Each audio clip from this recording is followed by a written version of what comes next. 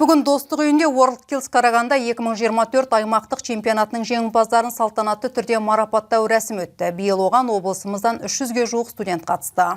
WorldSkills'тың басты мақсаты жастардың кәсіби дағдыларын дамыту және жұмысшы мамандықтарының беделін арттыру. Колледж студенттер ретінде жастар қазірдің өзінде өз саласының мамандарына айналуда. Шараға қатысқандардың бірі Дият Шаймұхан. Ол мұндай байқауға алғаш қатысқанын және қызықты болғанын айтты.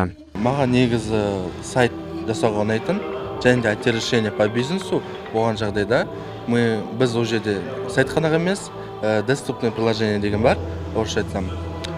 Толған сондай, именно біз басқа да бір компанияларға сайттар немесе басқа да бір приложение істеумен айналысамыз. Мен соған өзіме ұнағандықтан осы нені таңдадым.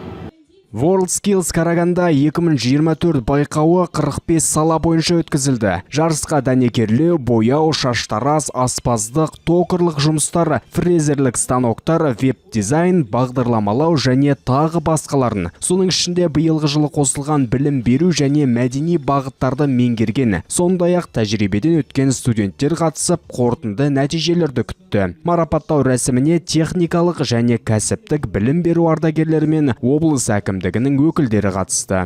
Алғысқа тоқталады.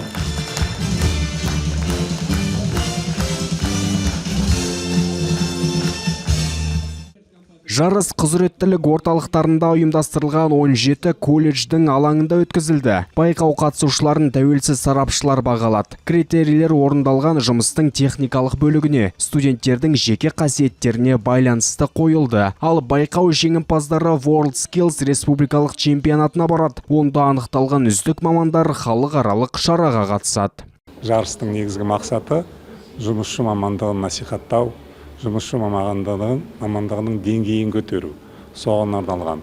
Бұл облыс бойынша бізде мамыр айында 14 мамырдан бастап айдың аяғына дейін 2 апта 47 компетенция бойынша 17 колледждің базасында өтті.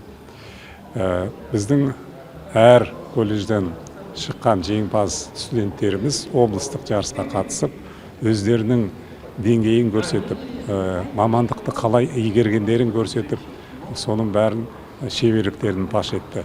Аталмыш іс-шараны Қарағанды облысының білім басқармасы ұйымдастырды. WorldSkills аймақтық чемпионаты осымен 9-шы жыл қатарынан өткізіліп отыр. Осы уақыт ішінде 2300-ден астам сала мамандары қатысты.